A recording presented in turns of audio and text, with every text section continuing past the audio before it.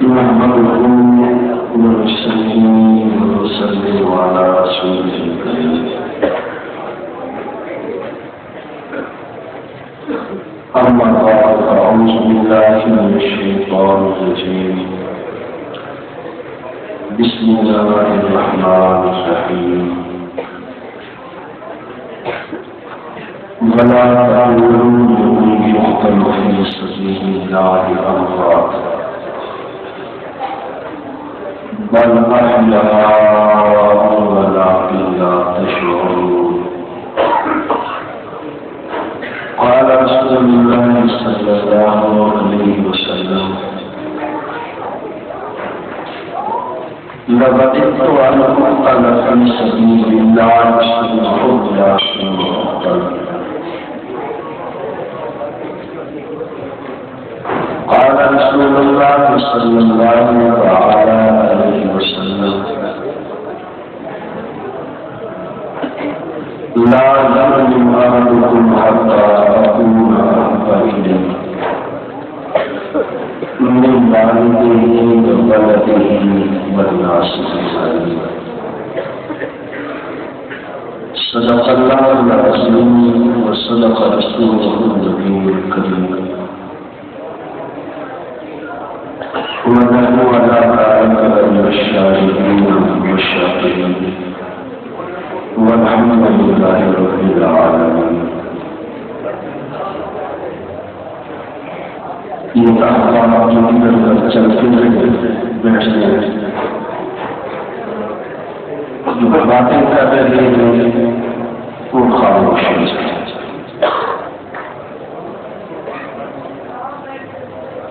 قرآن کی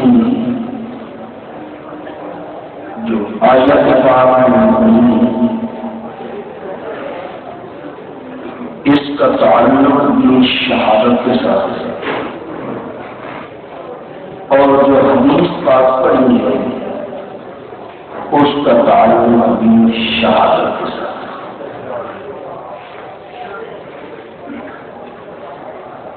شہادت چونکہ محرم الحرام کے مہینے میں میری طرف توجہ رہے بات سمجھا. شہادتوں کا زیادہ تذکرہ ہوتا ہے. اس واسطے آج کی گفتگو میں میں فلسفہ شہادت کے متعلق کچھ باتیں عرض کروں گا.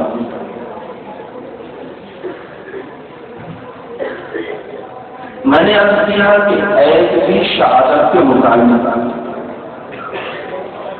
اور حدیث بھی شہادت کے متعلق.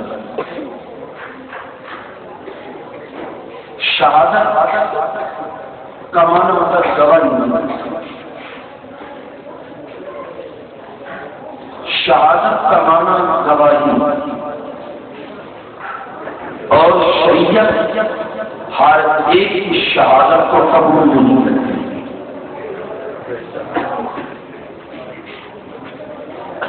شہادت کے لیے کس کا انتخاب کیا جاتا ہے؟ یہ ہماری عدالتوں میں جو جج بیٹھے ہیں جج آج اگر اسلامی حکومت قائم ہو جائے تو یہ جو جج بیٹھے ہیں جج بننا تو پوجا رہا یہ عدالت کے اندر گواہی کے قابل نہیں ہے.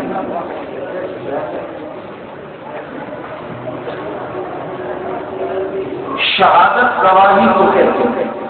اللہ کے کلمے کی گواہی دیتا ہوا ایک انسان اپنی جان قربان کر دے اس کو اصطلاح شریعت میں شہادت کہا جاتا ہے. شہادت اور صداقت. شہادت اور صداقت دو چیزیں. نبی پاک صلی اللہ علیہ وسلم کے خلفاء کتنے ہیں؟ 4. ان 4 میں سے ایک صدیق ہے، 3 شہید ہیں. حضرت فاروق شہید حضرت عثمان شہید، حضرت علی 3 شہید اور 1 شہید، جو 3 شہید ہیں اتفاق کی بات ہے کہ تینوں کا نام عین سے شروع ہوتا ہے۔ عمر، عثمان، علی، تینوں کا نام عین سے، اور ابو بکر کا الف، ابو بکر پر صداقت کی جھلک اور باقی شہادت کیا ہے؟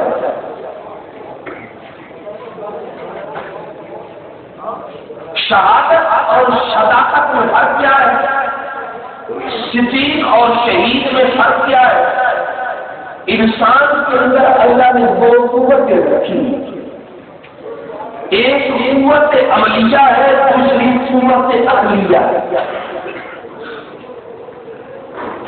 جب کسی انسان کی قوت عملیہ غالب آتی ہے تو وہ شہید بنتا ہے، جب قوت عقلیہ غالب آتی ہے تو وہ صدیق بنتا ہے۔ شہید کی قوت عملیہ غالب، شہید کی قوت عملیہ غالب ہے، اور صدیق کی قوت عقلیہ غالب ہے۔ اللہ سیدنا امام حسین رضی اللہ تعالی عنہ کے مناقب بیان کرنے سے پہلے اور شہید کے متعلق قرآن کیا کہہ رہا ہے؟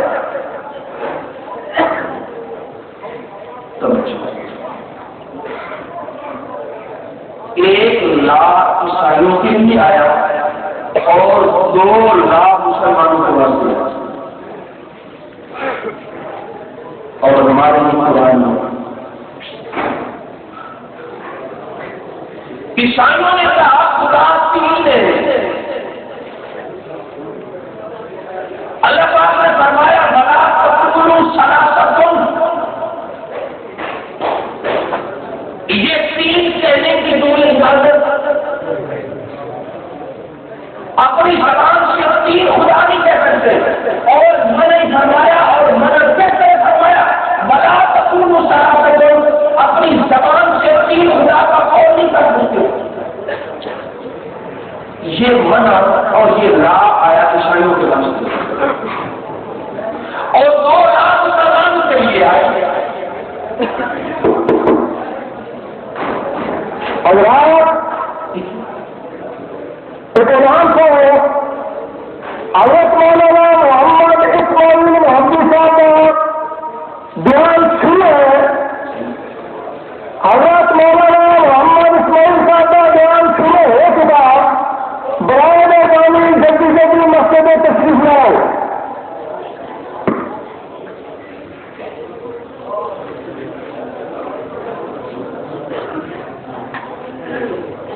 عیسائیوں کے واسطے 1 لاکھ، سمجھ آئی بات؟ اللہ نے ایک بات سے بات کرنا مانو، ان کا عقیدہ اور نظریہ غلط تھا، تو اللہ پاک نے لا تقولوا کے ساتھ ان کو منع کیا، ولا تقولوا ثلاثۃ، 3 خدا نہیں کہہ سکتے۔ اور جب مسلمانوں کو ایک چیز سے منع کرنا تھا، اللہ پاک نے مسلمانوں کے لیے 2 لاکھ فرمائے، 2 لاکھ۔ شہید کے متعلق 2 لاکھ ہے، ولا تقولوا لمن يقتل في سبيل الله اموات ولا تحسبن الذين كفروا ولا تحسبن الذين قتلوا،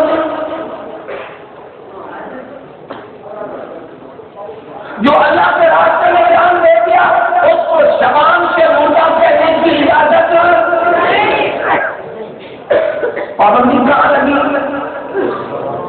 زبان پر۔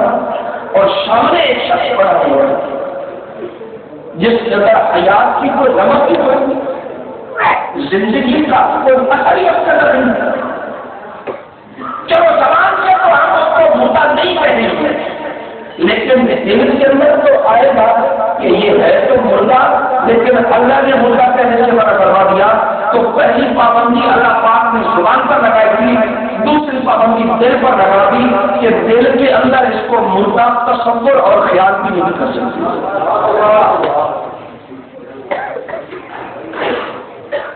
عیسائیوں کے لیے 1 لاکھ، مسلمانوں کے لیے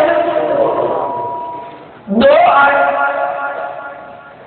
ان 2 لاکھ کے باوجود اب ایک عیسائی ہے، اس کو لا تقولوا کے ساتھ منع کیا گیا. اس کے باوجود اگر وہ کہتا ہے کہ 3 خدا ہے تو لا ٹوٹ گیا نا، لا ٹوٹ گیا.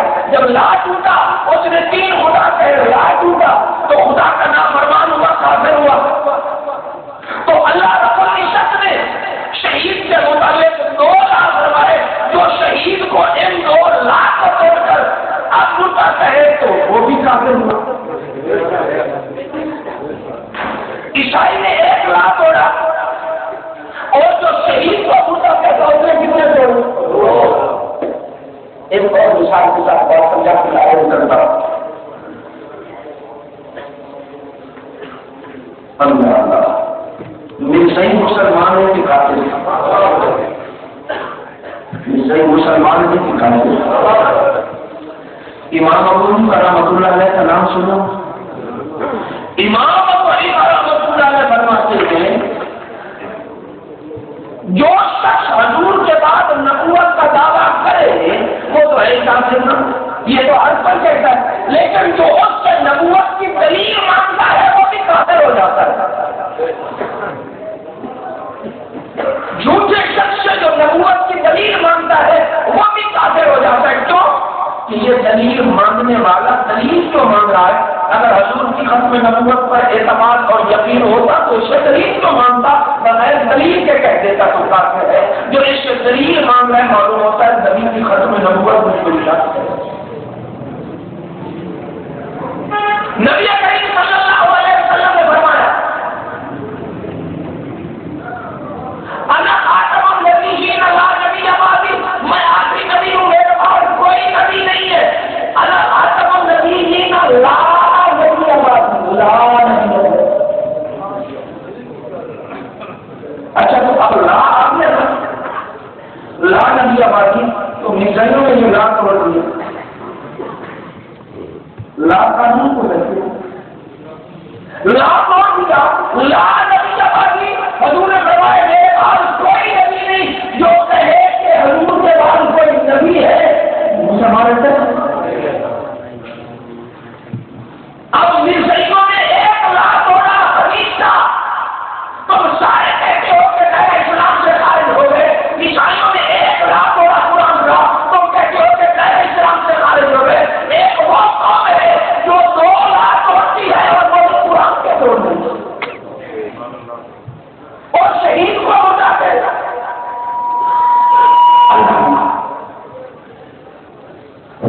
مجاہد لڑ رہا ہے، ہاتھ میں تلوار ہے، شہید پر بیٹھا ہوا ہے، گولی چلا رہا ہے. ایک ہاتھ میں ڈھال ہے، دوسرے میں تلوار ہے. مجاہد اللہ کے راستے میں لڑ رہا ہے. اب دیکھنے والے کافر بھی ہیں، مسلمان بھی ہیں.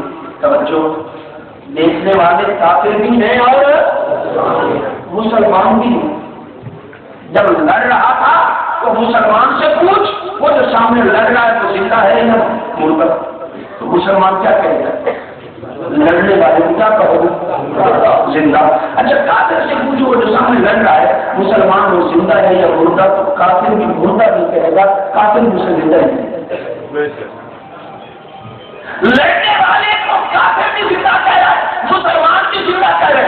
اب وہ شہید ہو جاتا ہے. کافر کی تلوار لگتی ہے اور مسلمان کا گلا اڑ جاتا ہے، گردن اڑ جاتی ہے، اس کو گرا دیا جاتا ہے، اس کے بازو کاٹ دیے جاتے ہیں، اس کی ٹانگیں کاٹ دی جاتی ہیں، اس کے دل کو چیر لیا جاتا ہے، اس کے بدن کو چاک کر دیا جاتا ہے، اندر سے اس کے کلیجے کو نکال دیا جاتا ہے، اس کی انگلیوں کو کاٹ دیا جاتا ہے، اس کے دماغ کو الگ کر دیا جاتا ہے، اس کے جسم کے پورے پورے کو الگ کر دیا جاتا ہے. اب جسم کا ٹکڑا ٹکڑا الگ الگ بڑھائے. پہلے تو لڑ رہا تھا، کافر نے بھی کہا زندہ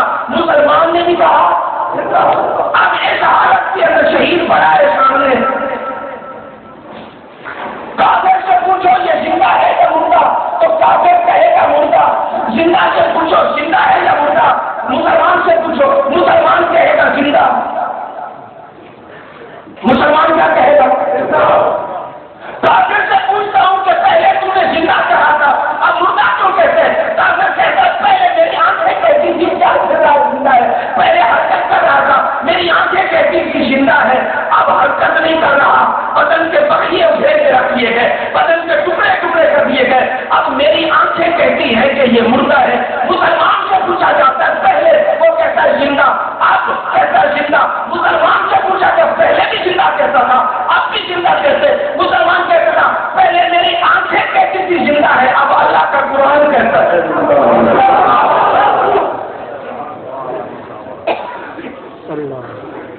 اب پارٹیاں دو ہو گئی، ایک ابو جہل کی بات کی، دوسری ابو بکر صدیق کی بات کی۔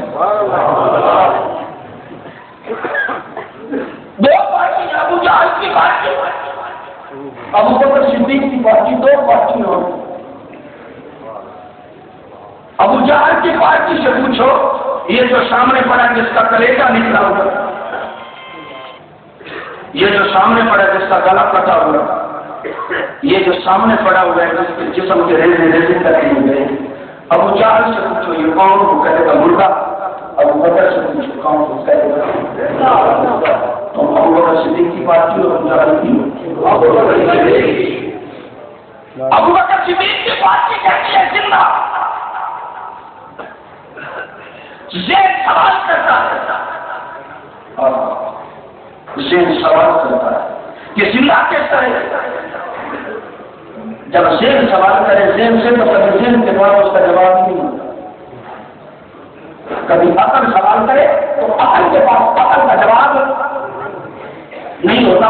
دھواں اٹھے تمہیں کچھ نظر نہ آئے، صرف دھواں اٹھے تو کوئی تم سے سوال کرے مجھے دھواں اٹھ رہا ہے یہ کہاں سے آ رہا ہے؟ دھواں تو تم نے دیکھ لیا تو تم یہی کہو گے کہ نیچے آگ جل رہی ہے تبھی دھواں اٹھ رہا ہے۔ تو اب دھوئیں کو تو تم نے دیکھا لیکن آگ کو نہیں دیکھا، لیکن عقل نے جواب دے دیا۔ کسی نے سوال کیا کہ دھواں کہاں سے آیا، تم کیا کہو گے نیچے؟ تو کسی نے سوال کیا تو عقل نے جواب دے دیا۔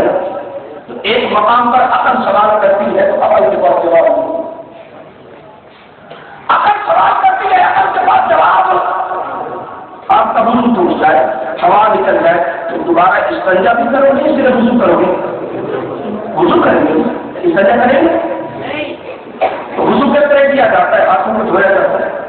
مسئلہ سمجھانا چاہ رہا ہوں بھائی، ہاتھوں کو دھویا جاتا ہے، کلی کی جا رہی ہے، ناک میں پانی ڈالا جا رہا ہے تو ہوا ناک سے نکلی تھی جیسے وضو ہو رہا ہے۔ رحمۃ اللہ علیہ نے لکھا کہ شریعت کا ہر مسئلہ عقل کے اندر آنے والا نہیں ہوتا، جہاں انسان کی عقل کی پرواز ختم ہو جاتی ہے محمد کی شریعت وہاں سے آتی ہے۔ محمد مصطفیٰ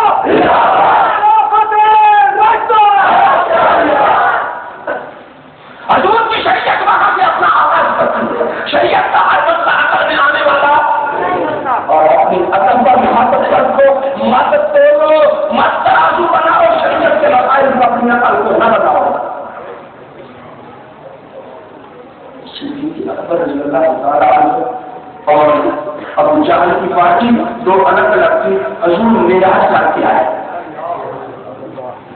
مشہور بات، حضور معراج کر کے آئے، اس کو بات مل گئی۔ اچھا ایک رات میں بیت اللہ سے بیت المقدس، ایک رات میں ساتواں آسمان، ایک رات سے سدرۃ المنتہا، ایک ہی رات کے اندر جنت بھی دیکھی، ایک رات کے اندر دوزخ بھی دیکھی، یہ سارا معاملہ کر کے پھر واپس آ گئے ایک رات میں۔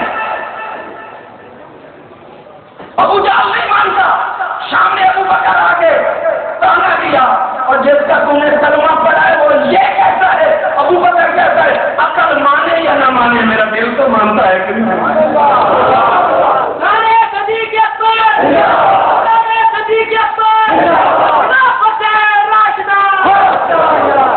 تو میں آپ کے سامنے زندہ بیٹھا ہوں، جو چلنے پھرنے والا ہے وہ چل پھر رہا ہے، جو لڑنے والا لڑ رہا ہے، اس کی حیات اور اس کی زندگی شعور میں آنے والی ہے۔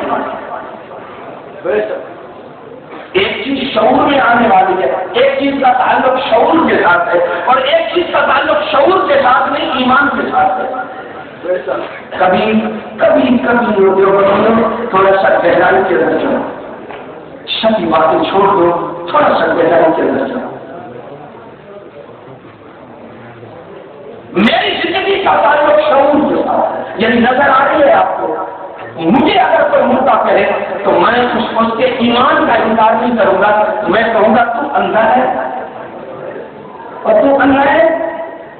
وہ کہہ سکتی ہوں, میں کہوں گا دیکھو میں باتیں کر رہا ہوں, میں ہاتھ ہلا رہا ہوں, میں بول رہا ہوں, میں حرکت کر رہا ہوں.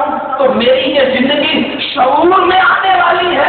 جو میری زندگی شعور میں آنے والی ہے, تو جو ایک شعور میں آنے والی زندگی کا انکار کرے تو میں اس کے شعور کا انکار کروں گا, اس کی آنکھوں کا انکار کروں گا. کہوں گا تو اندھا. توجہ. اور جو شہید کی زندگی کا انکار کرتا ہے کہ شہید زندہ نہیں, شہید کی زندگی کا انکار کرتا ہے, شہید کی زندگی شعور کے ساتھ تعلق نہیں رکھتی, شہید کی حیات کا ایمان کے ساتھ تعلق ہے. تو شہید کو مردہ کہے, ہم اس کو اندھا کہہ کے ہم اس کو بے ایمان کہیں.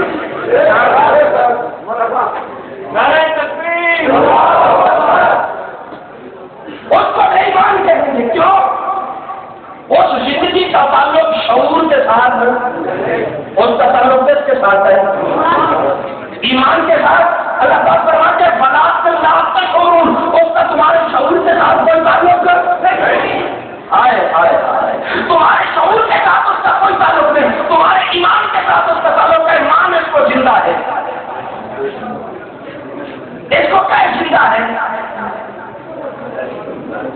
اب جو زندہ کہے وہ ایماندار, اور جو زندہ نہ کہے وہ بے ایمان. غافل نے سمجھا ہے موت کو اختتام زندگی, غافل نے سمجھا ہے موت کو اختتام زندگی ہے. یہ شام زندگی, صبح تمام زندگی. ایک زندگی کا اختتام ہو رہا ہے اور دوسری زندگی کا افتتاح ہو رہا ہے. تو یہ موت ایک زندگی کی شام ہے اور دوسری زندگی کی صبح ہو رہی ہے. ہزار شہید کی ہزار. بلا اللہ تشعرون, فرمایا یہ تمہارے شعور میں آنے والی زندہ کس طرح نہ آئے. معلوم ہوتا ہے ایک حیات وہ ہے جو سمجھ آنے والی. میں کہتا ہوں ایک طہارت وہ ہے جو سمجھ آنے والی. اچھا وضو آدمی جب کرتا ہے, موٹی سی مثال دیتا ہوں, جب آدمی وضو کرتا ہے تو وضو کے ساتھ چہرے سے مٹی اٹھاتی ہے. بولو بولو, چہرے سے مٹی اترتی ہے. اگر پانی نہ ہو تو پھر کیا کیا جاتا ہے؟ کیا کیا جاتا ہے؟ تیمم کیا جاتا ہے. تیمم کے ساتھ مٹی اترتی نہیں ہے, مٹی چڑھتی ہے, مٹی لگتی ہے. پانی کے ساتھ وضو کیا, پانی کے ساتھ غسل کیا, طہارت ہو گئی.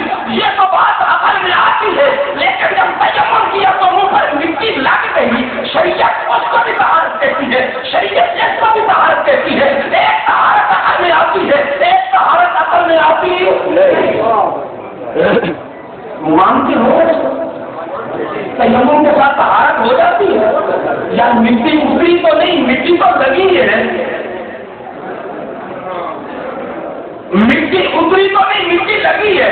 اور مٹی لگ گئی, ہم کہتے ہیں جہاں مٹی اتر گئی تھی شریعت مصطفیٰ نے اس کو طہارت کہا, ہم نے اسے بھی طہارت مان لیا. اور جہاں مٹی لگ گئی شریعت مصطفیٰ نے اس کو بھی طہارت کہا, ہم نے مان لیا. ایک سمجھ آنے والی ہے, ایک سمجھ میں نہیں آتی. جو سمجھ میں آنے والی ہے حضور کے امتی اس کو بھی مانتے ہیں, جو سمجھ نہیں آتی حضور کے امتی اس کو بھی مانتے ہیں. جو کہتا ہوں کہ ابو بکر کی پارٹی مانتی ہے, ابو جہل کی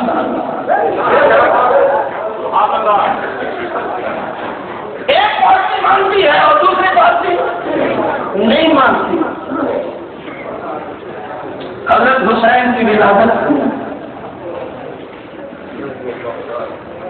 اب ایک سوال کا جواب دیتا جاؤں پھر آگے چلتا ہوں, اگر توجہ ہو ورنہ مزہ نہیں ہے.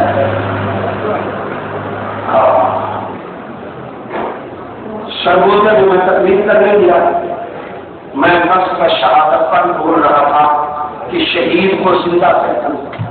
مردہ کہنے کے لیے دو لا ہے، لا تقولوا لمن یقتل ولا تحسبن، دو لا۔ ایک پرچی یاد ہے کہ شہید کو مردہ آپ بھی کہتے ہیں، میں نے کہا ہم تو نہیں کہتے، اب جہاں کی بات ہے ابو بکر صدیق کی بنے وہ جہاں بھی کہتی ہے، گجرات میں ہو، سرگوڑ میں ہو، جہاں بھی ہو، وہی کہتے ہیں، ہم تو نہیں کہتے۔ کہنے لگے جنازے کی دعا کس طرح کرتے ہو؟ اللہم اغفر لحینا، اور یہ وہاں بہت بڑا علامہ تقریر کر کے گیا جس نے یہ نقطہ بیان کیا، بولے وہ بہت سنی گیا، اللہم اغفر لحینا۔ تو جب جنازے کی دعا پڑی شہید کی تو میت کا لفظ تو ہم نے استعمال کیا، تو وہ بھی کہتے ہیں تم نے میت کا لفظ استعمال کیا، جب میت کا لفظ استعمال کیا، جب تم نے میت کا لفظ استعمال کیا تو میت تو کہہ دیا، سوال سمجھ آیا؟ جواب دوں، ہم نے کہا ہم نے نہیں کہا مردہ، وہ کہتے نہیں تم نے میت نہ کہا، ہم کہتے ہم نے نہیں کہا، وہ کہتے نہیں کہا۔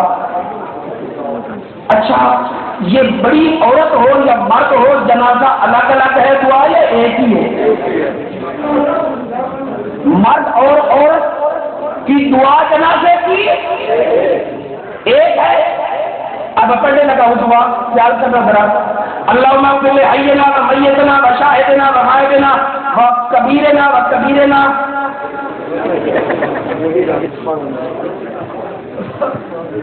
کبیرنا و کبیرنا، کیوں کہ آگے 95 سال کا بابا پڑا ہوا ہے، تو بڑے کو تو کبیر کہتے ہیں، صغیر کا ہمارا چھوٹا ہے، اور ہم دعا میں دو لفظ پڑھتے جا رہے ہیں، صغیرنا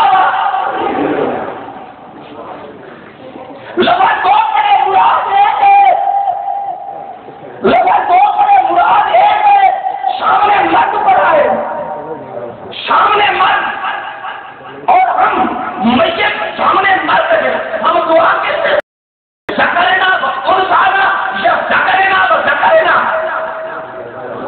بولو بولو بولو بولو ذکرنا و، اب ذکرنا کا معنی اللہ ہمارے مرد کو معاف کر، انسانہ کا معنی ہماری عورت کو معاف کرتا، ہمیں عورت ہے نہ۔ اچھا ادھر ہے کہ یہ دعا اس ٹائم کی ہونی جب سامنے دو جنازے ہوتے ہیں، ایک مرد کا ایک عورت کا، ایک مماثل ایک مماثل ہے،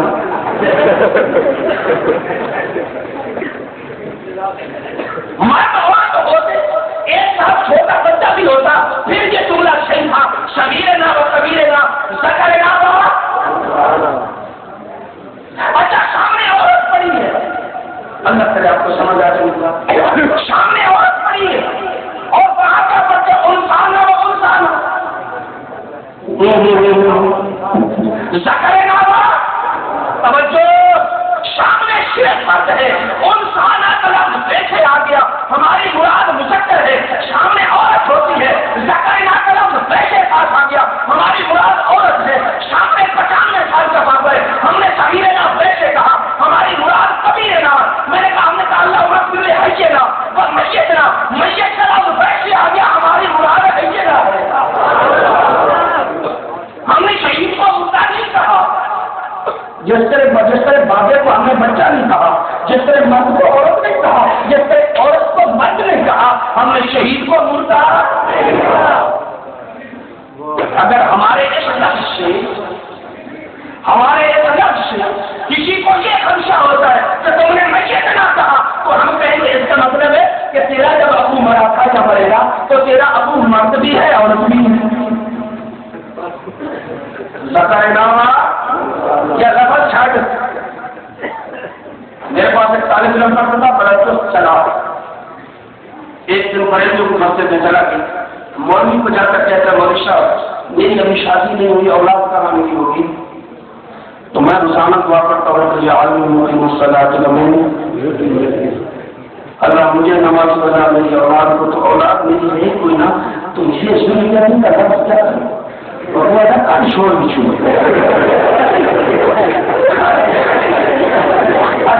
چھوڑ کر شامل کر دیے، میں کہتی عین عین چلی نہ جائے علم کی تو کون نہیں چل گئی علوم نے علوم بادشاہ اور ضروریت ضروریت بات تو ممات سے نمایا نا ان کا غلام نہیں لینا چاہتا سامنے بات ہو تو انسان کرنا کون سا طرف چھوڑو اور سامنے عورت ہو تو سکائے نہ طرف چھوڑو سامنے بابا ہو تو سکینے نہ طرف چھوڑو وہ کہتے ہم نہیں چھوڑتے ہم کہیں گے سامنے شہید پڑا ہے ہم کہیں گے حیے نہ بابا مراد ہماری زندہ ہے یا مردہ جس طرح دوسرے لفظ ساتھ آتے گئے لیکن مراد نہ دینا اسی طرح میت کا لفظ آیا پر مراد عقیدہ حیات النبی عقیدہ حیات النبی خلافت راشدہ میاں والی تقریر کرنے گیا ہوں کھانے کے اندر چکر ایک بندہ نہیں ہونا چاہیے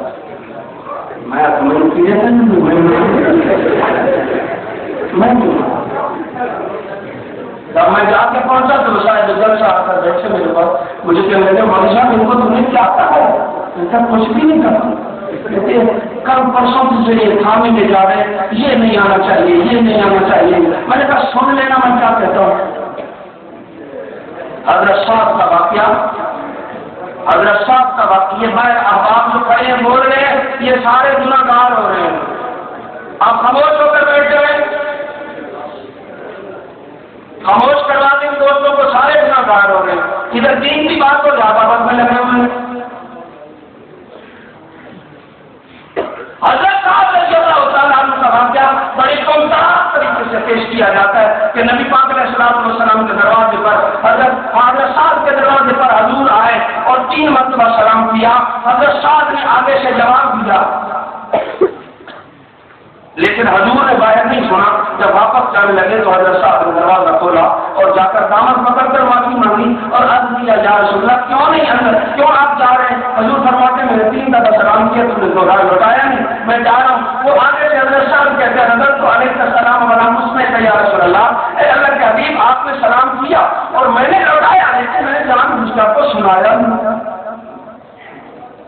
یہاں علم و عرفان کی بات شروع ہوئی جیسے دیکھو جی نبی نے ایک دروازے سے نہیں سنا اس کا جواب تو روزے میں کس طرح سن لیتے ہیں میں نے کہا غلطی لاتے ہیں اچھا اندر امتی ہے یا اندر نبی ہے بول رہا نا نبی کا اندر حضرت صاحب حضور کا بات کرو اندر امتی ہے یا نبی باہر کون ہے سلام کرنے والا کون ہے سلام کرنے والا کون ہے سلام کرنے والا نبی نے سلام کیا اندر والے نے سنا اندر والے نے سنا اندر والے نے جواب دیا حضور نے سنا نہیں سنا یہ تو ہمارے عقیدے کے عین مطابق ہے ہم کہتے ہیں اس وقت حضرت خاص امتی اندر سے نبی باہر تھا اب جب دروازے پر جاتے ہیں نبی اندر ہوتا ہے امتی باہر ہوتا ہے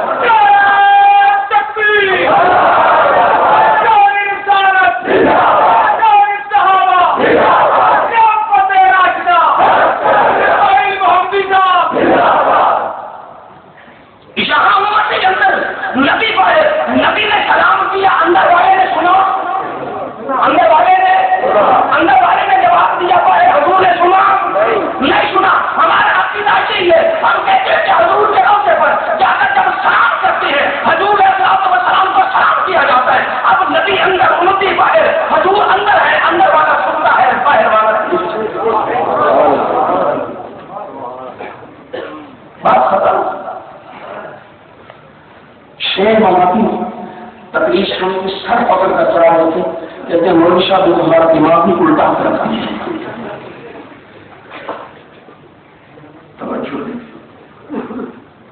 نبی اور صدیق اور شہید کی میں بات کر رہا تھا ایک اور سوال آتا ہے اس کا جواب دے کر آگے چلتا ہوں کہ شہید کے اندر روح نہیں ہوتی دلیل کیا ہے شہید کہے گا انترد ارواحنا فی اجسادنا کہ ہماری روحیں ہمارے بدن میں لوٹا تاکہ ہم جہاد کریں تو یہاں منکر حیات کہتا ہے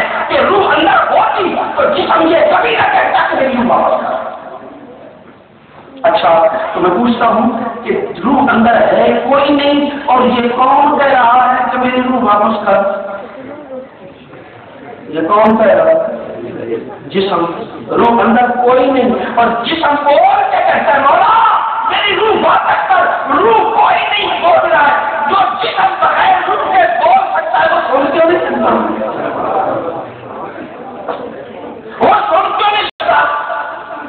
سیدنا امام حسین رضی اللہ تعالیٰ عنہ کی ولادت ہوئی، حضور کی گودی میں آئی. یہ گودی بھی ہے کبھی. حسین کو جب پیار کی ضرورت پڑی تو پیغمبر کی گودی میں آئے، لیکن پیغمبر کو جب سکون کی ضرورت پڑی صدیق کی گودی میں آئے.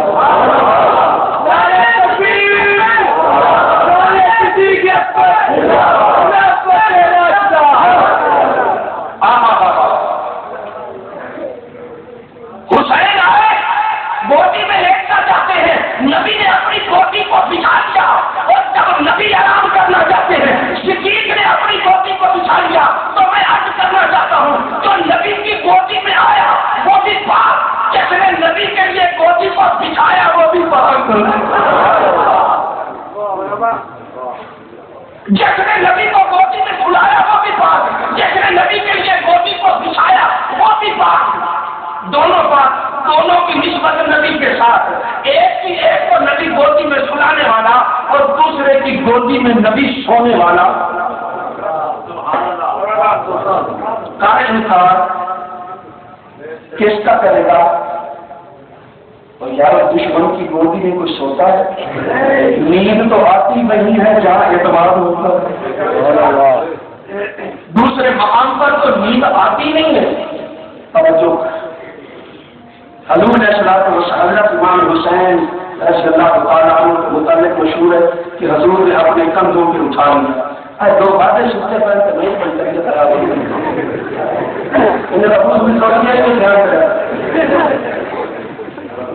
حالا ہونا حالا پر زمین نہ پہنچ گئے ہو. اللہ اللہ کوئی نہیں جاتا پیچھے جاتا. میری مسجد ہے مقتدی، اور میری مسجد نہیں دوست میرا وہی مسجد ہے مقتدی موٹا سا قربانی کا نہیں تھا 7 بڑی میں روشن اور سائے بنے وہ جو کرتے اور یہاں پر آپ سے آپ کریں میں جاتا رہا جی سنی لو قدم جاتا ہوں. نبی پاک علیہ الصلوۃ والسلام نے سیدنا حسین کو اپنے کندھوں پہ اٹھایا. حسین کندھوں پہ آئے، نبی نے کندھوں پہ اٹھایا. تو جب حسین کندھوں پہ چلنا چاہتے ہیں، تھک جاتے ہیں، تو میرا نبی کندھوں پہ اٹھا لیتا ہے. لیکن جب میرا نبی تھک جاتا ہے تو صدیق کندھوں پہ اٹھا لیتا ہے. جانے صدیق اکبر، صدیق اکبر، ہمارا حسین پیارا حسین، کربلا کا شاہ حسین، خلافت راشدہ. یوں کہو نبی درمیان میں ایک طرف شہید، دوسری طرف صدیق. شہید کندھوں پہ آ جاتا ہے اور صدیق کندھے بچھا جاتا ہے. دونوں مقدس، دونوں مقدس، دونوں پیارے، دونوں لاڈلے، دونوں لاڈلے، دونوں صاحب ایمان. نبی پاک صلی اللہ علیہ وسلم منبر پر تشریف فرما ہے. مسجد نبوی ہے، مسجد نبوی ہے، منبر ہے. امام حسین تشریف لاتے. سنا اپنے بیمار تاریخ. ہم ایک آنکھ سے دیکھنے والے نہیں ہیں، ہم دونوں آنکھوں سے، ایک آنکھ سے حسین کو دیکھتے ہیں، دوسری سے صحابہ کو دیکھتے ہیں. اور بھی انکشاف کرتا جاؤں، حسین بھی صحابی ہے، علی بھی صحابی ہے، علی بھی صحابی ہے، حضور کا چچا عباس بھی. اور صحابیت ایک ایسا منصب ہے اگر صحابی نہ بنتے تو کچھ بھی نہ ہوتے. ابو جہل کی تو چاچا ہے کہ نہیں؟ کبھی مناتے وقت بیان کیے نہیں بیان